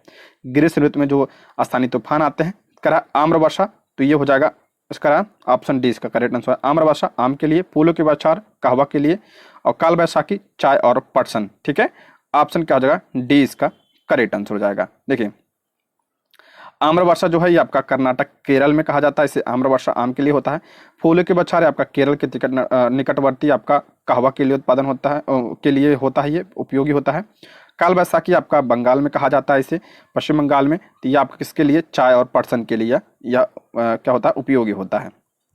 अला भारत के किन क्षेत्रों में 200 सेंटीमीटर का या उससे अधिक वर्षा होती है? तो ये आपका ऑप्शन बी 1, 2, 3 यानी पश्चिमी घाट में होती है, और आपका उत्तर पूर्वी के उप हिमालय क्षेत्र में होता है, यानी मेघालय की पहाड़ियाँ, ये भी आपका हो जाए ऑप्शन बी। अगला प्रश्न है, भारत के किन क्षेत्रों में वर्षा 50 सेंटीमीटर से कम होती है? तो सबसे कम वर्षा कहाँ पे है? ऑप्शन सी 2 और 3, यानी लद्दाख में, और कहाँ पे? पश्चिमी राजस्थान में। ऑप्शन सी इसका करेक्ट आंसर हो जाएगा। आगे बढ़ते हैं हम। अगला प्रश्न, कोपेन के जलवायु वर्गीकरण के अनुसार भारत की जलवायु प्रदेशों के संबंध में कौन सा युग्म सुमेलित है? कोपन के जलवायु वर्गीकरण में तो आपका ऑप्शन बी यही सुमेलित है। अर्ध शुष्क स्टेपी जलवायु पश्चिमी राजस्थान में पाई जाती है, और ध्रुवीय प्रकार की जलवायु कहाँ पाई जाती है? आपका हिमाचल प्रदेश में पाई जाती है। तो यह आपका ऑप्शन बी इसका करेक्ट आंसर हो जाएगा। ठीक है, ऑप्शन बी इसका राइट आंसर हो जाएगा। अगला, कोपेन के जलवायु वर्गीकरण के अनुसार भारत में शुष्क ग्रीष्म ऋतु वाली मानसून प्रकार की जलवायु कहाँ पाई जाती है? शुष्क ग्रीष्म ऋतु वाली मानसून कहाँ? तो ये आपका तमिलनाडु के कोरोमंडल तट में शुष्क ग्रीष्म ऋतु वाली मानसून प्रकार की जलवायु कोरोमंडल तट। अगला चैप्टर आपका प्राकृतिक वनस्पति तथा वन्य जीव, मोस्ट इंपॉर्टेंट ये भी है। वह वनस्पति जो मनुष्य की सहायता के बिना अपने आप पैदा होती है और लंबे समय तक बिना किसी मानवीय हस्तक्षेप से उगती है, इस प्रकार की वनस्पति को क्या कहा जाता है? तो इस प्रकार की वनस्पति को क्या कहा जाता है? ऑप्शन सी इसका राइट आंसर हो जाएगा, अक्षत वनस्पति। ठीक है, अक्षत वनस्पति कहा जाता है जो बिना अपने आप पैदा होती है और बिना मनुष्य के हस्तक्षेप से। Option C. आगे बढ़ते हैं हम। वनस्पति की विविधता का प्रमुख कारण क्या है? वनस्पति की जो विविधता पाई जाती है इसका प्रमुख कारण, तो ऑप्शन बी इसका राइट आंसर हो जाएगा, 1 और 2, यानी मृदा में विविधता और तापमान में अंतर की वजह से। ऑप्शन बी इसका राइट आंसर हो जाएगा। अगला प्रश्न है, उष्णकटिबंधीय सदाबहार वन के वन भारत के किन किन क्षेत्रों में पाए जाते हैं? ये इंपॉर्टेंट है। उष्णकटिबंधीय सदाबहार यानी जो हमेशा सदा हरे भरे रहते हैं, तो ये आपका किन क्षेत्रों में? ऑप्शन सी, तो ये आपका अंडमान और निकोबार द्वीप समूह में और उत्तर पूर्वी क्षेत्र की पहाड़ियों में पाए जाते हैं ये। ठीक है, उष्णकटिबंधीय सदाबहार वन। ऑप्शन सी इसका राइट आंसर हो जाएगा। इसमें आपका सिनकोना वगैरह आता है, रबड़ वगैरह के पेड़ आते हैं। निम्नलिखित में से कौन सा उष्णकटिबंधीय सदाबहार वनों के संदर्भ में सही है? उष्णकटिबंधीय सदाबहार वन के बारे में कौन सा सही है? तो ये वन शीत और शुष्क प्रदेशों में पाए जाते हैं। गलत नहीं, ये वन वहाँ पाए जाते हैं जहाँ पे अत्यधिक क्या होता है? तापमान होता है, अत्यधिक वर्षा होती है। अला इन वन क्षेत्रों में वार्षिक वर्षा 200 मीटर से अधिक होती है, 200 सेंटीमीटर से अधिक, यानी जहाँ तापमान अधिक होता है और वर्षा भी अधिक होती है वहाँ ये पाई जाती हैं। ये घन विरल होते हैं, विरल नहीं होती है, ये अत्यधिक सघन होते हैं। ठीक है, आगे बढ़ते हैं। भारत में सर्वाधिक क्षेत्र पर किस प्रकार के वनों का विस्तार मिलता है? ये आपका उष्णकटिबंधीय पर्णपाती वन। ठीक है, ऑप्शन ए। इसके बारे में हम क्लास 8 के जो हमने भूगोल के प्रश्न के नहीं सेवंथ के जो भूगोल का प्रश्न किया उसमें हमने इसके बारे में पढ़ा है। ठीक है, ऑप्शन ए इसका करेक्ट आंसर हो जाएगा। अगला, चंदन, आंवला, महुआ, सागौन, बांस आदि प्रजातियों के वृक्ष किस प्रकार के वनों में पाए जाते हैं? आपका ये आपका ऑप्शन सी आर्द्र पर्णपाती वन में, यानी पतझड़ वाले वन कहलाते हैं। ऑप्शन क्या हो जाएगा? सी इसका करेक्ट आंसर हो जाएगा ये। अगला प्रश्न है, शुष्क पर्णपाती वनों के संदर्भ में विचार कीजिए। शुष्क पर्णपाती, यह हो जाएगा ऑप्शन सी। ये वन उन क्षेत्रों में पाए जाते हैं जहां वर्षा क्या होती है? 70 से 100 सेंटीमीटर तक होती है, और शुष्क ऋतु शुरू होते ही शुष्क पर्णपाती वृक्षों के पत्ते झड़ जाते हैं और घास के मैदान में नग्न पेड़ खड़े रह जाते हैं। यही आपका ऑप्शन सी इसका करेक्ट आंसर हो जाएगा। इसमें कौन सा आपका आता है? इन वनों में पाए जाने वाले प्रमुख कौन सा आपका? तेंदू, पलास, अमलतास, बेल, ये सब आते हैं। अगला प्रश्न है, उष्णकटिबंधीय कांटेदार वनों के संबंध में कौन सा कथन सत्य है? तो आपका ऑप्शन डी, वे वन उन क्षेत्रों में पाए जाते हैं जहां वर्षा क्या होती है? 50 सेंटीमीटर से कम होती है। कांटेदार झाड़ियों की बात कर रहे हैं यहाँ पे। इस प्रकार के वन क्षेत्र के उत्तर पश्चिमी भाग में पाए जाते हैं। ये आपका सही है, जहां मरुस्थल पाए जाते हैं। इन वनों के पौधे लगभग पूरे वर्ष पड़ रहित होते हैं, यानी बिना पत्ती के होते हैं। ये भी सही है, ऑप्शन डी। निम्नलिखित कथनों पर विचार कीजिए। पर्वतीय क्षेत्र में ऊंचाई बढ़ने के साथ प्राकृतिक वनस्पति में बदलाव आता है और हिमालय पर्वत श्रृंखला में उष्णकटिबंधीय वनों से लेकर टुंड्रा वनों प्रदेश में पाई जाने वाली प्राकृतिक वनस्पति मिलती है। तो ये आपका दोनों का कथन सत्य है, ऑप्शन सी। यानी पर्वतीय क्षेत्र में ऊंचाई बढ़ने के साथ जो वनस्पति है उसमें बदलाव आता है और हिमालय पर्वत श्रृंखला में उष्णकटिबंधीय वनों से लेकर टुंड्रा प्रदेश की वनस्पति इसमें पाई जाती है। ऑप्शन सी इसका राइट आंसर हो जाएगा। अगला प्रश्न है, हिमालय पर्वतीय क्षेत्र में नीचे से ऊपर की ओर जाने पर पाए जाने वाली वनस्पति का सही क्रम कौन सा है? ऊपर से नीचे, तो आपका हो जाएगा ऑप्शन ए पर्णपाती वन, आर्द्र शीतोष्ण कटिबंधीय वन, शीतोष्ण वन और उसके बाद लाइकेन। ऑप्शन 1 इसका करेक्ट आंसर हो जाएगा। व्याख्या अगर आपको पढ़ना हो तो यहाँ पे देख लीजिएगा आप लोग वीडियो को रोककर। अला बहुमूल्य वृक्ष प्रजाति देवदार के वन पाए जाते हैं। देवदार के वन कहाँ? तो आपका पश्चिमी हिमालय में। ऑप्शन क्या हो जाएगा? बी इसका करेक्ट आंसर हो जाएगा। अगला प्रश्न है, हिमालय पर्वत श्रृंखला के दक्षिणी ढाल की तुलना में उत्तरी ढाल में अधिक वनस्पति पाई जाती है। कारण है आपका हिमालय पर्वत श्रृंखला के दक्षिणी ढाल पर अधिक वर्षा होती है। तो इसका राइट आंसर हो जाएगा ऑप्शन डी। ए गलत है, आर सही है। यहाँ पे इसका व्याख्या देख लेते हैं, यहाँ पे क्लियर हो जाएगा। हिमालय पर्वत श्रृंखला के उत्तरी ढालों की तुलना में दक्षिणी ढालों पर अधिक वनस्पति पाए जाते हैं। उत्तरी ढालों की तुलना में दक्षिणी ढालों पर क्या होती है? अधिक वनस्पति पाई जाती है, क्योंकि दक्षिणी ढालों पर अधिक वर्षा एवं उत्तरी ढाल शुष्क होता है। ठीक है। अगला प्रश्न है, प्रायद्वीपीय भारत में पर्वतीय वन मुख्यतः पाए जाते हैं। प्रायद्वीपीय भारत में कह रहा है पर्वतीय वन मुख्यतः पाए जाते हैं, तो इसका राइट आंसर हो जाएगा ऑप्शन सी इसका करेक्ट आंसर हो जाएगा।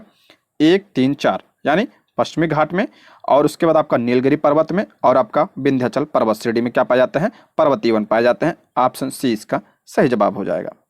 अगला प्रश्न, भारत में 16 वन पाया जाता है। ये इंपॉर्टेंट है, भारत में 16 वन कहाँ पाए जाते हैं? तो ऑप्शन डी इसका राइट आंसर हो जाएगा। आपका नीलगिरी पहाड़ियों में पाए जाते हैं, तो आपका अन्नामलाई पहाड़ियों में और पालनी पहाड़ी में पाए जाते हैं। ऑप्शन डी इसका सही जवाब हो जाएगा। नीलगिरी, अन्नामलाई और पालनी पहाड़ियों पर पाए जाने वाले शीतोष्ण कटिबंधीय वन को क्या कहा जाता है? सोलास के नाम से जाना जाता है। ये आप ध्यान रखिएगा। ठीक है। इसमें कौन कौन वृक्ष आता है? आपका लायरल, सिनकोना और वेटल इसमें आपका आता है, इसको ध्यान रखिएगा। आगे बढ़ते हैं हम। मैंग्रोव वनों के संदर्भ में निम्नलिखित में से विचार करना है। मैंग्रोव वन के बारे में इंपॉर्टेंट है, मैंग्रोव वन के बारे में पूछा जाता है। कह रहा मैंग्रोव तटवर्ती क्षेत्र में जहां ज्वार भाटा आते हैं वहां की सबसे महत्वपूर्ण वनस्पति है। ये आपका सही है।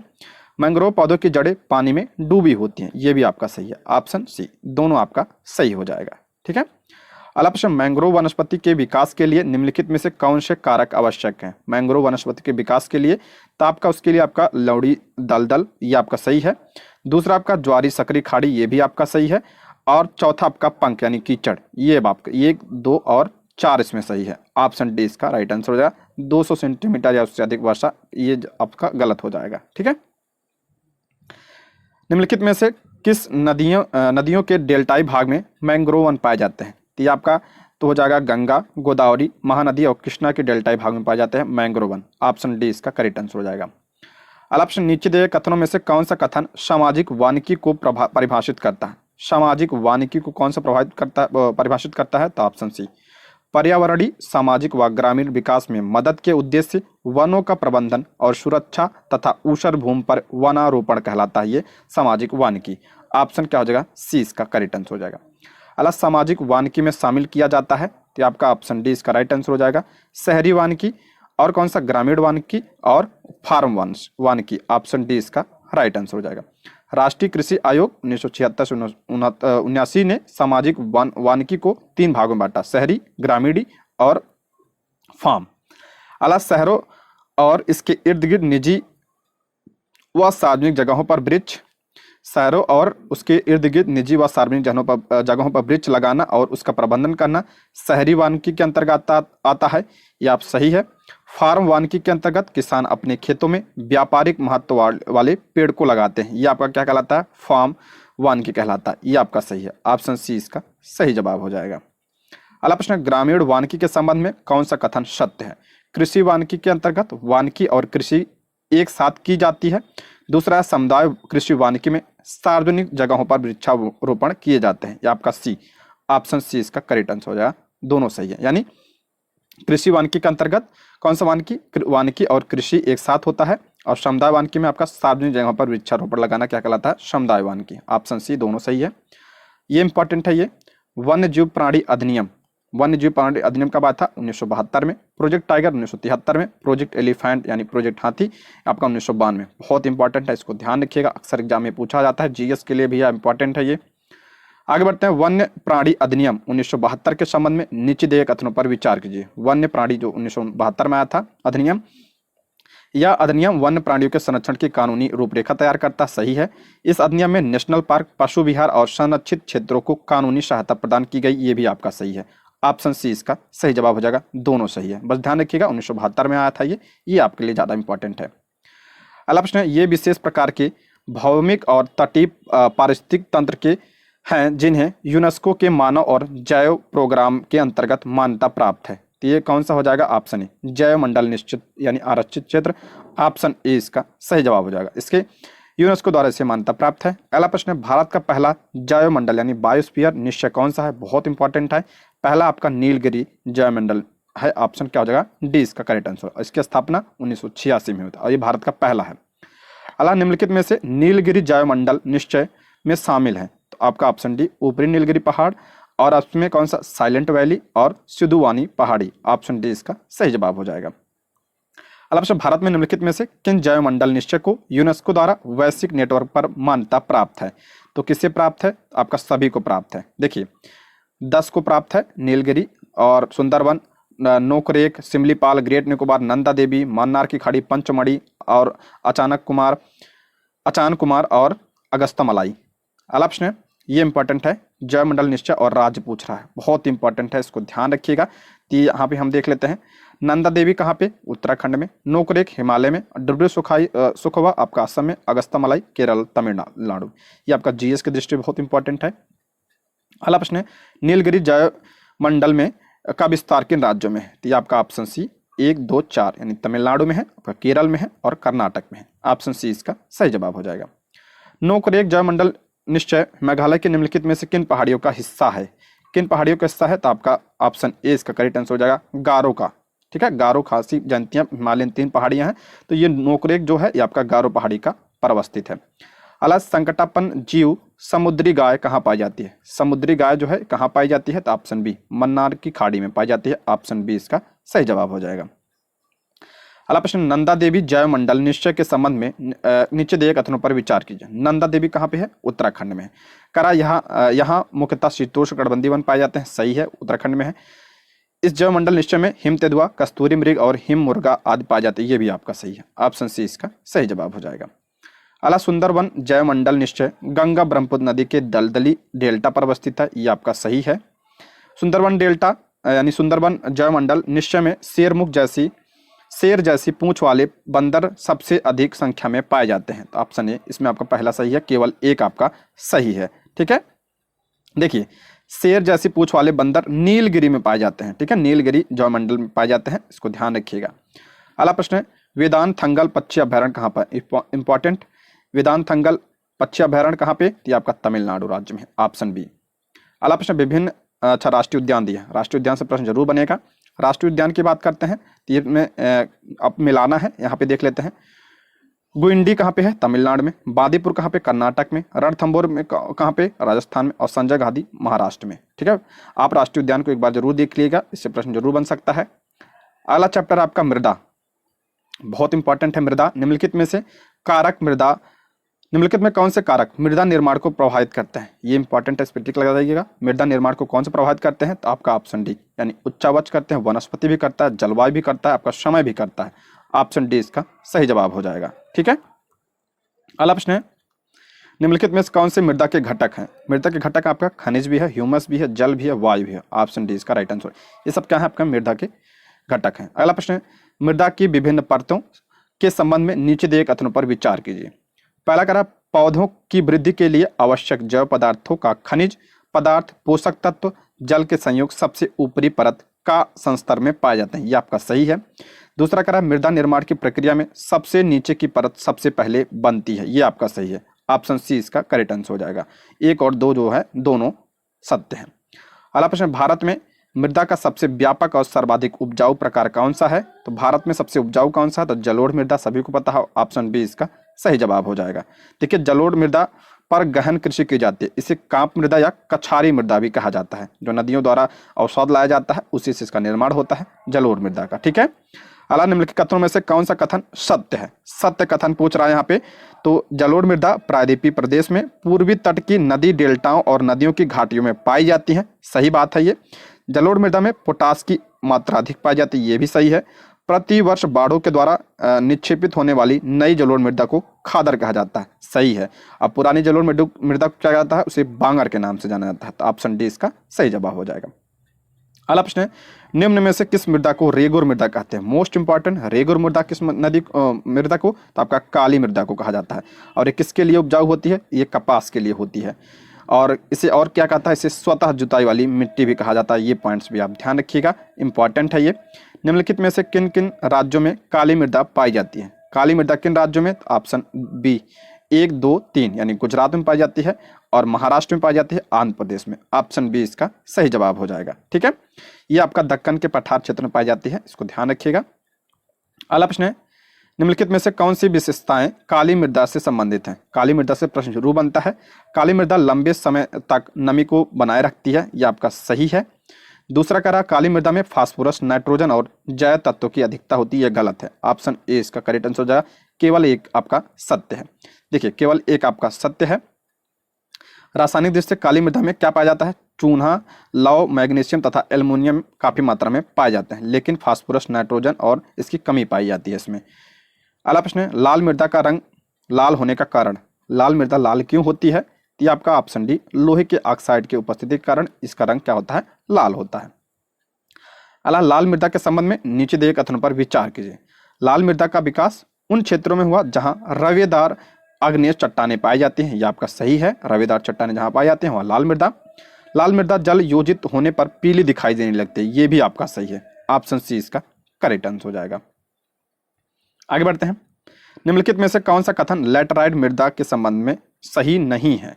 ध्यान रखिए, नहीं पूछ रहा, नहीं पे जरूर ध्यान दीजिएगा। तो हो जाएगा पहला कह रहा यह मृदा उच्च तापमान और भारी वर्षा क्षेत्र में पाई जाती है, ये आपका सही है। जहाँ जैसे केरल में पाई जाती है और ये पूर्वोत्तर भाग में कुछ क्षेत्रों में पाई जाती है। ये बहुत ही अपक्षालित मिट्टियाँ, सही है। ये मृदाएं प्रायद्वीपीय के ऊंचे क्षेत्रों में पाए जाते हैं, ये सही है। ये मृदा कृषि के लिए पर्याप्त उपजाऊ है, गलत है ये। इससे जो आपका ईंट वगैरह बनाए जाते हैं, तो ऑप्शन डी इसका सही जवाब हो जाएगा। ठीक है।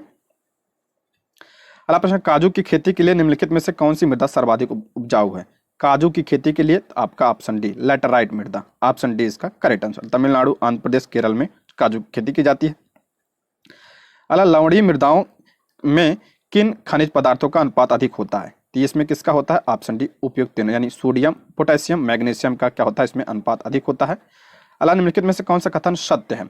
लवणीय मृदाएं शुष्क और अर्धशुष्क तथा जलाक्रांत क्षेत्र में अनूपे में पाई जाती हैं। दूसरा कह रहा डेल्टा प्रदेश में समुद्री जल के भर जाने से लवणीय मृदा के विकास को बढ़ावा मिलता है। तो ये आपका ऑप्शन सी दोनों सही होगा। ऑप्शन सी इसका सही जवाब हो जाएगा। व्याख्या अगर पढ़ना हो तो आप इसको वीडियो को रोककर पढ़ सकते हैं।